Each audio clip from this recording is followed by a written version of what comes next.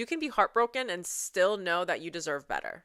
Those two things can coexist. And I think a lot of times, when you're down bad, you use love as a way to forgive way too soon. You want that validation again.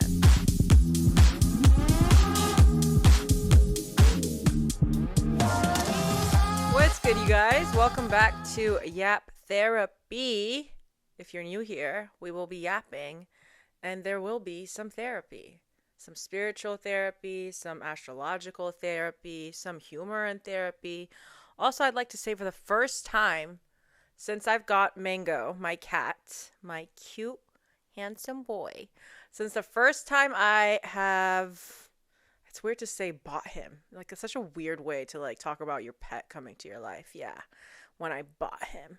Well, yeah, since I got him, I don't know why I had to say bought. Since I got him, well, I spoke too soon. This is the first time I'm letting him be in the same room as me filming. Well, he was sitting on my lap, and right when I was talking, he left. That little Scorpio. So yeah, I am trusting him that he's not going to try and mess anything up. But yeah, we're doing the damn thing, okay? The Gemini season chaos. Let's bring it. Bring it. No, I don't want to bring that energy in, but I'm here. I'm down. I'm down for the fun.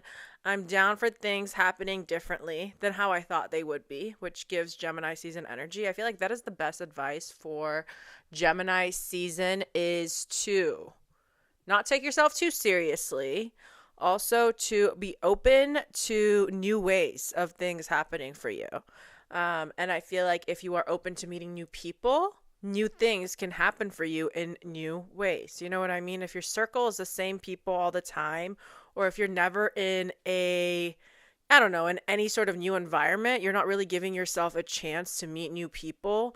And those new people can really change your life in so many ways. And listen, this is coming from a Scorpio, so I'm not always trust everyone, make new friends. But I do have a Gemini moon. So because of that, I know how important it is to be open-minded when it comes to life, honestly. Oh, okay. Hi, Mango. He's just doing his damn thing. Anyway, so there's this new show actually on Netflix called Sirens. And no, it's not about mermaids. I don't know why. Everyone thought this show was about mermaids for some reason. I mean, I get it, but also no.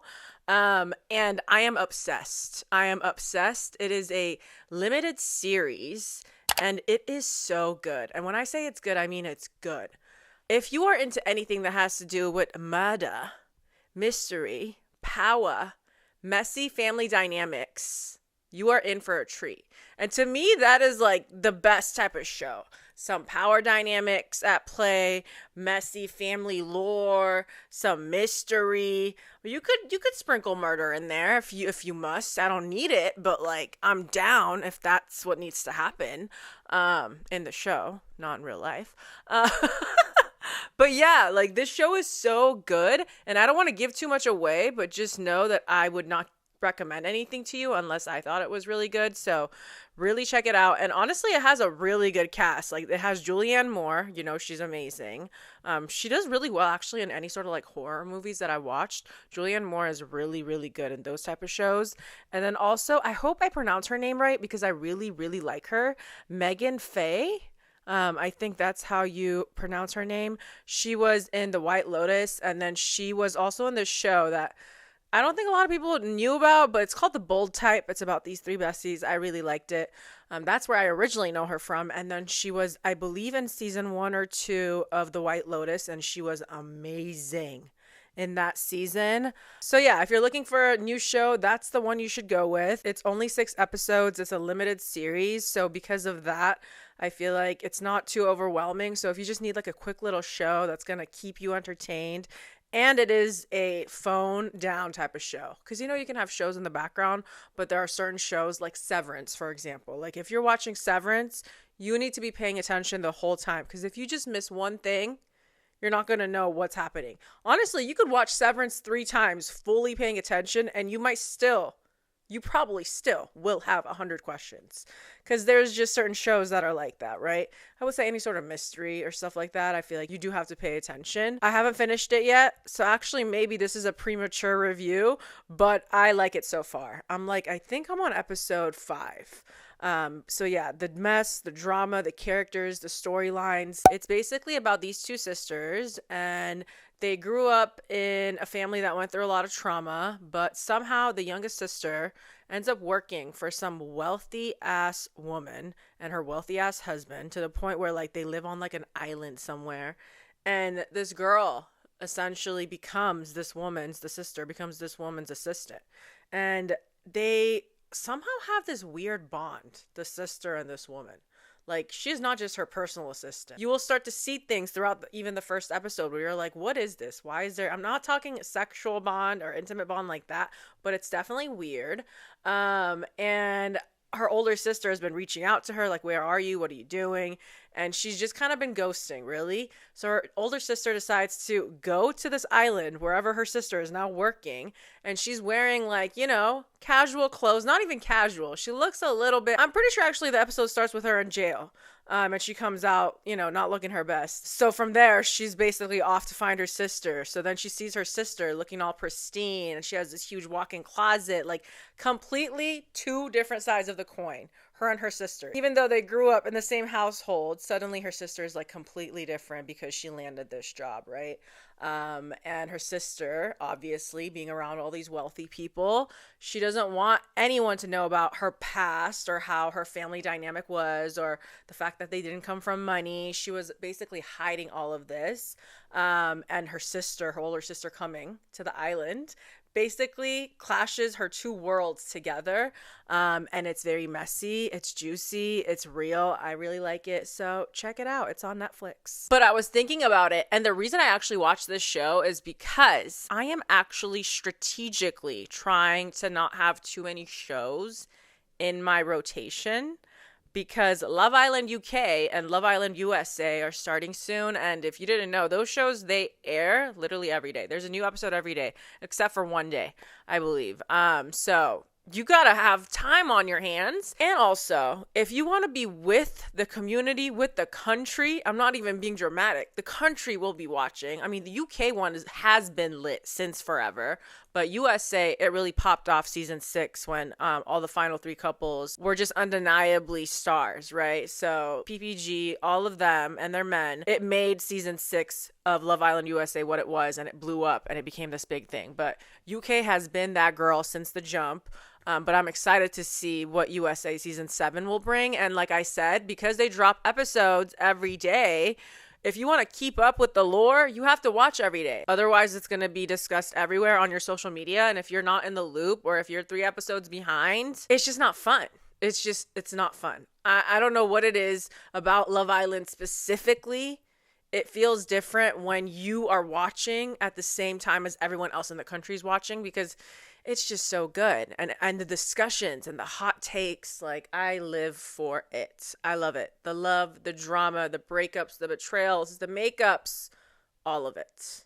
Okay, now speaking of movies and shows, 2 scary movies that I am so excited for. Like, I don't think you guys understand. I mean, it's just so stereotypical Scorpio of me. Like, I love scary movies. You know, it's really, really not that much of a shock. But, you guys, 28 years later is coming out. Do you hear me? 28 years later is coming out. If you have not watched 28 days later or 28 weeks later, you're slacking. If I don't know who's out there that likes scary movies and has not watched those. If you like any sort of zombie movie and you have not watched those, you are tripping. Cillian Murphy is actually in, I believe, the first one, and I just love him. Anything he's in, I'm like, yeah, it's probably amazing. And it was. 28 Weeks Later is like my favorite one out of the 2, but I'm so excited for 28 Years Later, because truly 28 Weeks Later is one of my ultimate favorite scary movies. Okay, listen, there's like zombies, there's like Walking Dead zombies, and then there's like 28 Weeks Later zombies, and those zombies are like on cocaine. They're like cocaine bear like vibes, you know what I mean? Like, how are you moving that fast and you're like dead? It's actually insane, which is exactly why the movie is so scary, because the zombies are faster than you. They're faster than you, low-key. Like, what the hell? It's actually insane. So I'm excited to watch that.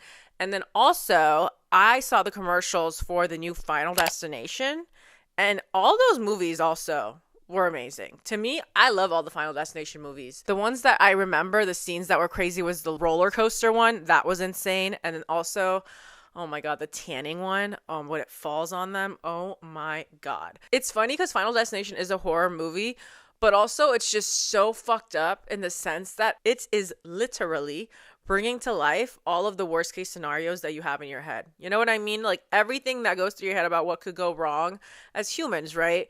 The movie shows what could go wrong in HD to you, and it is terrifying, but somehow really addicting too. You know what I mean? So I'm excited to watch that one and see new ways in which you could die, you know? Okay, so I saw this meme and I'm going to post it right here. It says, it's a tweet actually by Dior quoted on Twitter, I'm assuming. It says, normalize smacking the shit out of liars mid-sentence. And I'm sorry, I have to agree. Not literally in the sense that I want you to go out here and start smacking people, because neither will I. I mean, it would be fun if that's the world we lived in and that was a possibility and people wouldn't look at you like you're crazy because you slapped them. You know what I mean? Like, that would be so fun. You know what this actually reminds me? Side quest time. Gemini moon things. Gemini season things. This reminds me of... Wait. Shit. I had it. Come on. This reminds me of when people are like, oh, like you could tell they were never like smacked as a kid, right? Like there are some people that walk around, a lot of people actually, more than I'm comfortable with, that walk around and just the way they carry themselves, the shit they say, truly, the privilege, the rudeness, you could just tell they've never been smacked. They've never been put in their place as a child. Their parents failed them, really, because they didn't scare them enough. Because now they're adults and they're just out here saying wild shit thinking there's no repercussions. You know what I mean? So that just reminded me of that. But again, when it comes to smacking liars mid-sentence, it is truly something that I wish was okay and accepted in society, but it's not. So because of that, I will not do it. There are a lot of things in life that I consider myself to be untraditional in, right? I would be comfortable being untraditional when it comes to certain things. Being the person that slaps people mid-sentence every time they lie, that's a little too untraditional for me, I fear. But in theory, I really like it because the first mistake is you lying, right? The first mistake is always you lying. But you continuing to lie after I asked you about it, you know what I mean? Like, giving you so many chances for you to take a step back and be like, oh, it kind of seems like they know. Or like, oh, maybe I should just walk it back and be honest. But you continue to do it. Yeah, now you're on my shit list. And honestly, I consider you dangerous. I really, really, really do. I think it's easy to look at liars and be like, yeah, they're just liars or whatever, right? Like they're just a liar. But really think about what it means to be a compulsive liar. You know, people that just lie to you and they're still in your life, like you are literally allowing them to completely disrespect you. Because when someone lies to your face, they're literally saying, I think you're dumb as fuck. That's literally what it's implying. Because there's no way you would know the truth, you know? So I'm just going to lie to you. It's so rude. It's so disrespectful. And I don't know. I just feel like if you've been lied to by one person once or twice and you just love them so much and you're like, well, they have so many other great qualities. Can you really even trust the other qualities if they're so comfortable lying to you? So yeah, I just want to let you know if you have trust issues because you have either been lied to often or you're still with someone that has lied to you in the past, I just want you to remember that your intuition, when your intuition is feeling uncomfortable around someone when they say something, you know what I mean? That means that you're catching them in a lie. I'm letting you know right now. Tips and tricks, baby, okay? When you are around someone and they're saying something and a part of you just feels uneasy hearing it, but they're not saying anything bad. They're just saying something that happened, like they were here, but you just feel a little uneasy. That's your intuition telling you that there is a fib here. There's something going on here. Something is not right here. And stop ignoring that voice in your head, that feeling. Stop ignoring it. Because when you keep ignoring it, it's going to become more quiet, you know? It's still going to be there because your intuition doesn't go anywhere, but you're not going to trust yourself, you know? Because you start having these feelings often. The closer they get to you, the more you're going to let go of shit, right? Like when they do shit, you're not going to think about it twice because now you have history. Now you have time together. That's the danger, right? I think a lot of women stay with men because they have already spent so much time with them. They have already invested so much of themselves into this person, right? And I think that is literally the worst fucking reason to stay with someone after they do you dirty. Well, we've just been together for so time? Really? Really? And they could literally keep doing the same thing for the next 10 years. You've known them for 10 years, but you don't want to leave them. But guess what? In 10 years, now they've been lying to you for 20 years, but you didn't want to leave after the first 10 years. You know what I mean? So I just think it's really important to understand that time that you've given them, the relationship, is not a good enough reason for you to stay after you've been done dirty. If anything, honestly, to give you some tough love, it's more embarrassing. The fact that you've been with them for this long and they have disrespected you and you're choosing to stay is even more disrespectful than someone that's been with someone for like 6 months and a year and then they lie on them and cheat on them. Not to take away that person's experience, because it still sucks. But what I am saying is when it's been longer and they fuck with you or they do something to disrespect you, that is way, way more embarrassing. Honestly, they should be embarrassed for doing it. You know what I mean? But you're going to feel embarrassed and you're going to feel like, well, you know what? Because we have already spent so much of our time together and because we already know each other and because we've poured so much into this relationship, I don't want all that to be wasted. So I'm going to stay and make it work. I think that is truly so, so, so sad because you are robbing yourself. You are robbing your future self of the happiness that they could have had. And they still can if you just change the present. The happiness that they could have had if you just chose to be strong enough and leave the first time someone disrespected you. You know? And this could be said for friendships too. You know? I always say it's way, way, way harder to set boundaries later. And the more you're lied to and you stay, and the more you're traumatized and you stay, you just start losing your sense of self, you know? And honestly, that works in their favor. Because if you start second guessing your own voice in your head, you are way easier to manipulate. You know, someone that is strong in their beliefs and values and self-worth, they would never, ever, ever, ever stay when someone does them dirty. You know what I mean? Because they refuse to believe that at this point in their life, that is what they deserve, right? And I think it's important for me to say, you can still very much love someone, completely still love someone. And it's toxic because they're mean to you and they don't deserve you, but you still love them. Those feelings don't go away. You can still very much have that, but you need to have that sense of discipline and love for yourself because discipline and self-love go hand in hand. You need to have that discipline and sense of love for yourself to say, okay, while I do love this person, while I do love you, I don't deserve this. You know what I mean? Like, I just don't deserve this. My heart is still with you, and it's bringing me so much pain to have to leave you, distance myself from you, finally remove myself from the situation. But I'm willing to go through that pain because future me deserves someone that doesn't disrespect them. And honestly, this literally reminds me of what's happening with the WizardLiz. I don't know if you guys know who she is. I mean, come on. Like, there's no way you don't know who she is. She is an amazing, I would say she's a spiritual woman and she gives relationship advice. I actually would love to meet her someday. I think she's dope as fuck. And I love what she provides for women in terms of advice when it comes to self-love and confidence. I feel like we would definitely get along. It's really sad because just recently it came out that her fiance, you know, that she's been with, actually just recently tried to cheat on her.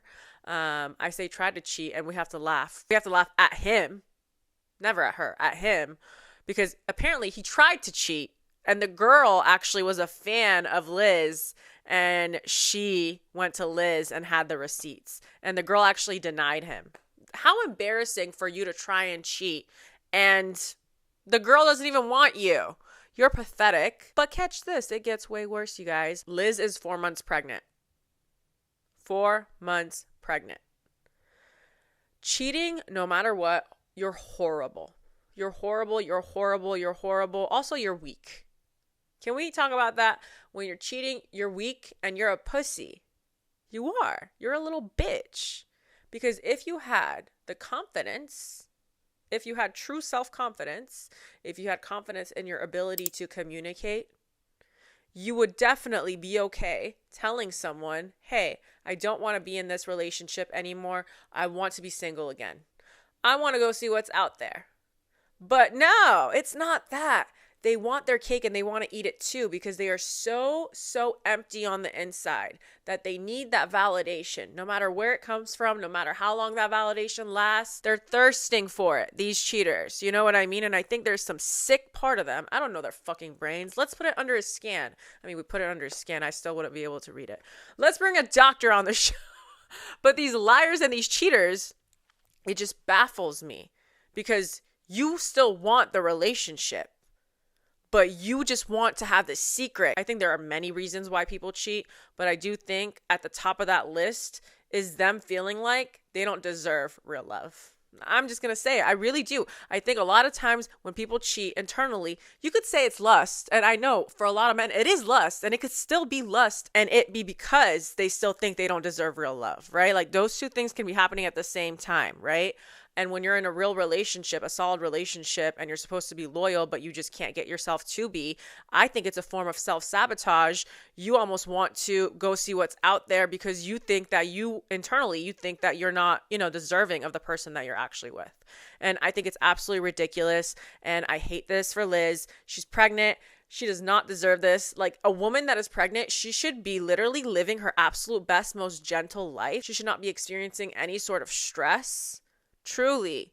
I don't know if I want kids, but what I do know is that when and if I have kids with my man, I want those 9 months. I don't know how many times I'm going to have kids. I don't know if I'm going to have kids, but either way, I want that time to be the most relaxed time of my life, because your child feels everything. So men who cheat on their partners while they are pregnant with their kids, you're going to a special place in hell. There's actually a special little door for you in hell where you're there with the other men that did the same shit. And you guys, there's no redemption for you ever. It's sick. It's fucked up. Tristan Thompson too. Didn't Tristan Thompson also cheat on Chloe when she was pregnant? Yeah, like he is just disgusting. Like, what is wrong with these men? What is wrong with these men? You can't keep it in your pants for 2 seconds? Like, it's just crazy to me. Be single. Be fucking single. I just don't understand why they can't be single. What is the issue here? And ladies, please know, and again, I have to say, I know there are women out there that cheat too. There are women out there that cheat too. Well, I'm talking about men right now, okay? Ladies, please know, it is not you. It is not you. It's never you. It is them. I know it's so hard to understand because you can't help but think, well, maybe if I had more of this, maybe if I had more of this.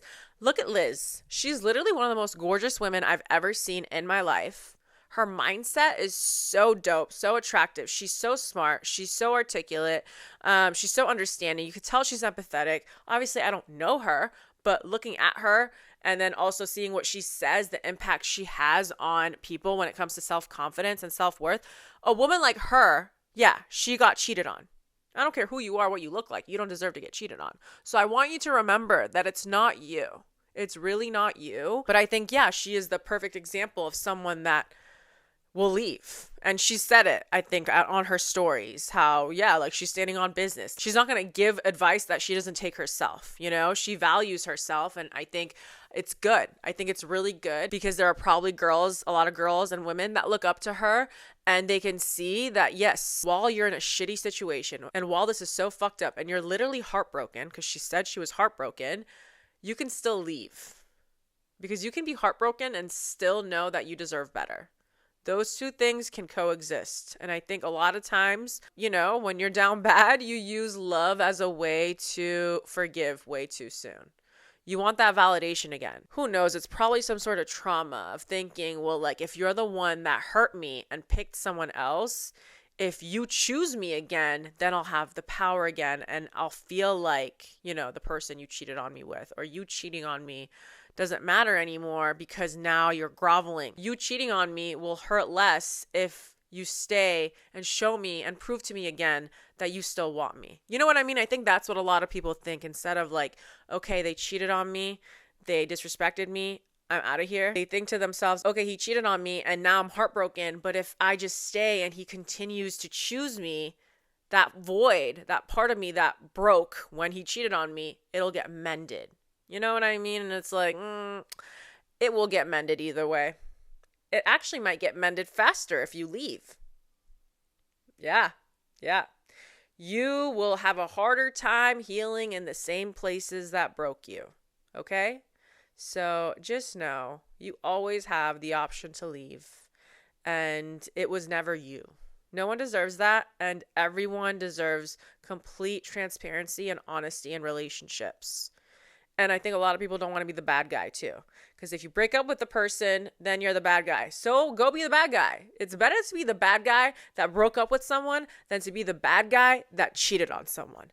Two different levels of bad guys. Choose the former. Be the one that breaks up with someone and then, you're going to break their heart. But now at least you can go do what you want to do, which is be single in peace. Come on. Don't be a fucking pussy. Break up with people before you fucking decide to cheat on them. God damn it.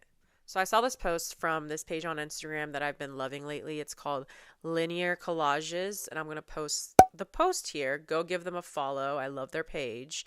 And essentially for the audio listeners, it's a picture. It shows like two different apartments and it's vibey, and it just basically says what everyone is going through in their apartment. Like, for example, celebrating a birthday, lost a friendship today, adopted a puppy, got a text that changed their life, grateful for one more year alive, worried about being late on rent, learning to live again after cancer. So literally so many different people going through so many different experiences. And I just love this page because it literally just shows you how big this world is, and it just puts things in perspective. You guys, I think it's so easy to get wrapped up in our own life and what's wrong with our life and why our problems are so big. And I don't want to dismiss anyone's issues. Your feelings are so valid, but I do think if you start spiraling and if you're going through something where you're spiraling, just remember that everyone around you, whether it's literally in your house or the apartment next door or in school, every person you see, they're going through something. They really are. It's just you don't know what it is, We're just in our heads, and then we maybe know the problems of our friends and family, whatever, right? But our own problems are always at the forefront of our minds, and we're always trying to fix them. But guess what? There's always going to be a problem. Always. Your mind always finds something to focus on. But I think with this picture, it perfectly captures the essence of life, and how if we just stopped and realized that everyone around us is going through really big things as well, it would make our problems feel a little bit more manageable. And I don't mean that it's going to go away. And don't get me wrong, there are big problems and there are small problems. But no matter what, everyone is going through something. And I think when you realize that, when you have a moment of clarity and you just step back and you're like, yeah, everyone is going through something, maybe it'll give you a little bit of relief or a sense of peace, knowing that everyone is fighting against something. It's not just you in this crazy world that has been dealt this bad hand, and there are good seasons and there are bad seasons, and you're always going to be shifting seasons forever. And that is also the beauty of community. If everyone in your community and your, friend group, family, if everyone was going through something bad at the same time, it would be so horrible. So I think that's the beauty of life, is that it's all up and down, but we're all on different schedules, right? Because when you're having, a bad chapter and your friend is having a good one, they can feed into you and your life, right? They can really nurture you, or your partner. But if you're going through something great and, your friend or your partner or your family member is having the toughest year of their life, at least you can be there for them, right? So I think that is something also that is beautiful, is understanding that, yes, while it would be great if we were all on happy chapters at the same time. And sometimes that happens and it feels like winning the lotto because everything's just up, the vibes are up, everyone's happy. But a lot of times you're on different pages, right? So I think it's nice to know that even if you are at a low point in your life, you're going to be up again. You know what I mean? And if you're up and you have that anxiety of like, is this going to last? Because listen, that is something that I deal with. Whenever something good is happening to me or whenever life is peaceful, I'm like always waiting for the other shoe to drop. But that is a trauma that I am working towards because of my childhood and because of how much instability I had growing up. I think whenever something good happens, I just feel like something's going to change to take it away from me. And I almost can't even enjoy the good thing that's happening because I'm in my head about it. I've done a lot of work to try and shift this, and I think I'm getting better at it. And I think my nervous system this past year has gone through a complete transformation when it comes to how I deal with stress.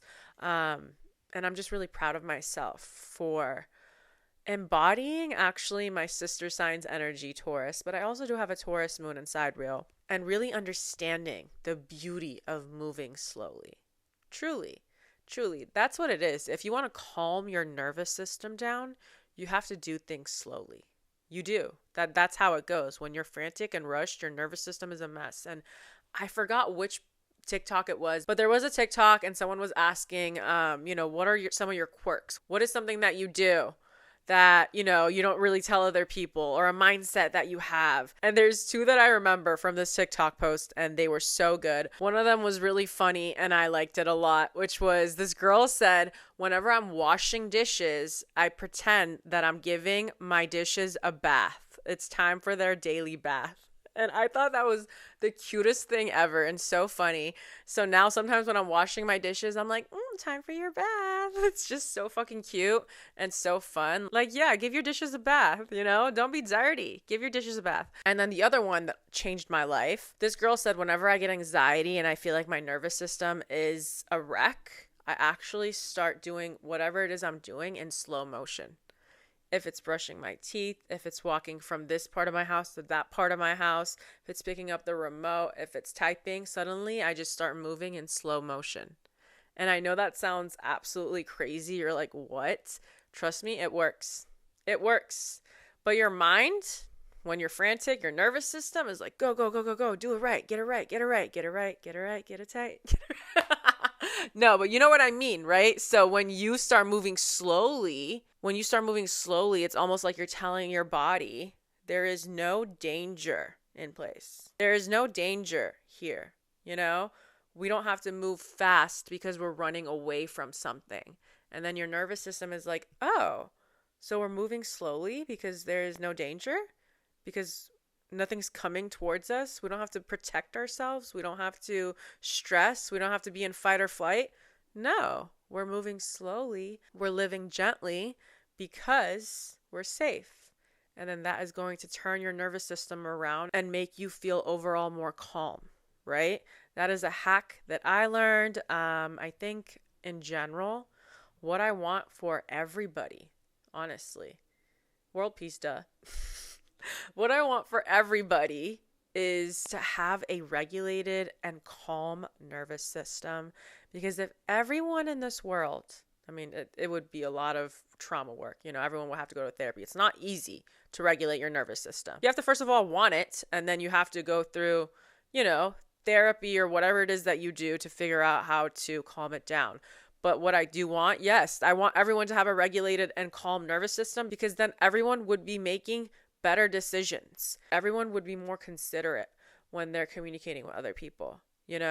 When you're not in a rush, you are making decisions with your intuition. And whenever you are making decisions with your intuition, that is when you're living your best life, because your intuition comes from your higher self, and your higher self knows way more than you. It does. It does. So every time you are frantic and you're running around and your nervous system is a mess, your higher self is looking at you like, God damn it, you can't hear me. You can't hear me when you're at this state. Get it together. And you're like, I don't have time. And then you're like, why does my life suck? Like, why? Why is it so hard all the time? I'm so stressed. And don't get me wrong. Capitalism is a bitch. Okay? They did not set us up for success. But I will say, no one's going to make time for you and your healing and your desire for a better life. No one's going to do it like you. So you have to fight for that. You have to fight for it. Otherwise, this world, this fucked up world that has some nice parts, will completely drain you. And you don't want to be drained. You don't deserve to be drained. You deserve to live a life filled with joy and ease. But when the joy comes, your nervous system has to be regulated enough to actually enjoy it. You know what I mean? Because if the joy comes, if the good things come, if everything you've ever asked for comes, but your nervous system is not regulated, you might self-sabotage, or you might start living in the future or the past, comparing or wanting more and not really enjoying everything that you asked for because your nervous system is still in fight or flight mode and you think it's unsafe to stay steady and to experience the joy and the calmness that is happening around you, you know? And that's just not fair. It's not fair to your past self, and it's not fair to your future self, because your past self went through so much and did so much and worked so hard to get you to this point. And your future self has so much potential, but your present self, because you haven't regulated your nervous system and because you haven't healed yourself, you can't even really enjoy all the things that you've worked so hard for, right? And possibly it might slip off of your hands, whatever it is that you acquired, whether it's wealth or whether it's a relationship. People can self-sabotage anything, all because they don't think they deserve it because they didn't heal themselves, right? So I think it's important to obviously have goals in mind, you know. Everyone should have goals. They can be anything. Things that you want, things that you think you deserve, you know, your goals. Goals don't always have to be about career. I know that's what they want it to be. There can be so many different types of goals. You want a joyous friendship circle, you know, whatever it may be. I want you to have those goals, and I want you to think about your future self and how when your future self has all those things, do you want them to be happy and calm when they're experiencing those things? You know, if you want them to be happy and calm, you have to start doing the work now. So when those things come to you, you're actually living in the present and experiencing them fully, as you should be, because you worked hard for it, you know? Okay, so I want to talk about this thing about cancers, because cancer season's coming up, and I just think it's the best. I think it's actually the funniest cosmic joke that cancer season is right in the middle of summer. I'm fine, as I always say, because I'm a Scorpio, so water sign seasons, we up, right? But for other people, I know it is a hard transition from Gemini season to Cancer season, and Cancer season being in the middle of the summer, right? Because people are in their feelings. Whenever it is Cancer season, whenever there's a Cancer transit happening, people are going to be in their feelings, and the moon is going to be rocking your world, and you're kind of going to be confused about why everything makes you feel so sensitive. Well, it's Cancer season, that's why. But it really is just so inconvenient, right? When it pops up during summer, because that's when people want to let go and let God. That's when people really just want to do what they want to do. They don't want to think about the consequences, like it's summertime, summer flings, like all this shit, right? But then Cancer season pops up, and I think a lot of people really, truly are hit with this weight of emotions, right? With nostalgia, because I associate nostalgia with Cancer, right? With Cancer placements, with Cancer energy, because y'all love the past, you know? Y'all love reminiscing about the past. Like, there's just something about nostalgia and Cancer energy that just fits together perfectly. And don't get me wrong, I love nostalgia. It's like my favorite drug that's legal, nostalgia. And I will never give it up. Like, especially if I'm listening to music. What, you think I'm going to make new memories with songs that played when I was 13? No, I'm going to think about what was happening when I was 13 and when that song was playing. You know what I mean? Like, that's the feeling I want. That's the drug. That's nostalgia. So I think Cancers and Cancer energy can really get you in your feelings because of how heavily it is tied to nostalgia. So I want you guys to know, it's still Gemini season. Have your fun. But when Cancer season approaches and you're hit with this wave of nostalgia and feelings, don't say I didn't warn you. You know what I mean? Don't say that I didn't let you know that's what's coming up. And really, I thought about this because I posted a video. It was, I think, my last video. I posted a snippet of it on TikTok. It was when I talked about cancers and how Scorpios obviously get the rep of holding on to grudges, but Cancer is up there with Scorpio, right? And I basically talked about how Cancers can really hold on to grudges too because they don't forget. Like, Cancers have some of the best memories, I would say, right? Like Cancers and Scorpios and Capricorns and Virgos. I would say those 4 signs may have some of the best memory in the zodiac, but let me know what you guys think. And in my opinion, I think because of Cancer's, love of nostalgia, their relationship with nostalgia, that is why they're so good at holding grudges, right? When you're nostalgic like that and you think about someone that, has good memories with you, that you guys, you just had great memories together, but then it ended, the relationship ended, the friendship ended. That's where Cancer's love of holding a grudge comes from, right? Because they're so nostalgic, they can't let that shit go. But you hurt them, so now they can't help but think about you and hold a grudge when they're being nostalgic about that time of their life, right? And we already know how much Cancer loves to guilt trip people. So I think because of their good memory, they can really tell you, hey, you did this, and then you did this, and it made me feel this way, and you should really, really feel guilty. And it could be like 5-10 years later, and Cancer will still bring it up to make you feel guilty. I mean, listen, I'm a Scorpio, so I feel like I should have no opinion about this shit. You do what you want to do with people's feelings, Cancer. Well, don't be mean, right? But I think people are probably going to be like, you're a Scorpio. What do you mean that you can't use people's feelings to manipulate them? Yeah, you can't. Yeah, I'm a Scorpio, but I am a reformed manipulator. You know what I mean? Because listen, us water signs, you have to actively tell yourself, hey, just because your feelings are this big, just because, you have such powerful feelings, that doesn't mean you can use them to manipulate people. Like, you really have to check yourself as a water sign. Because sometimes I feel like water signs don't even know they're doing it, which is actually dangerous. You should be aware of the fact that you are using your emotions to actively manipulate people. If you're, younger or operating at a lower vibration. So yeah, don't think that sweet Cancer does not hold grudges, because they do. And they will definitely use their sentimental side as a sword, because they will teeter back and forth between being so nostalgic and thinking about you and your happy times, and then get super, super mad and angry when they think about what you did to them, right? People that can easily forget old memories are on to the next. They're not as nostalgic. They let shit go easier because they're not thinking about the past that much. You know what I mean? So yeah, I just kind of want to call out our little Cancer babies, because that shit is funny to me. I feel like you guys don't get a lot of heat for the fact that you hold grudges, but it's fine. It's cool. We'll take it. Us Scorpios will take it gladly. Yes, we hold grudges. Yes, we don't forget shit. And yes, if I see Janet from the 4th grade, I have absolutely no problem standing on business and letting her know that I will never forgive her. Ever, ever, ever, ever. You know what you did. All right, you guys, that is the end of today's episode. I hope you enjoyed this Yap therapy session. Comment what your favorite segment was. I love to hear what you guys have to say.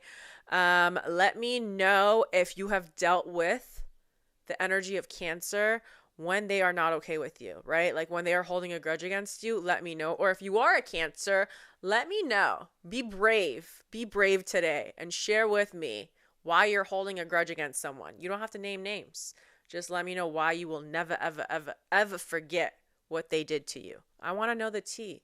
Your Scorpio bestie wants to know the tea. So let me know. I love you guys. Don't forget to comment. Don't forget to like and subscribe. And if you're listening on Apple or Spotify, leave me a review on the app, because that helps me out a lot. Or come to the YouTube channel and leave me a comment, because I love hearing what you guys have to say. I love you. I hope you have a great weekend, and I'll see y'all next week.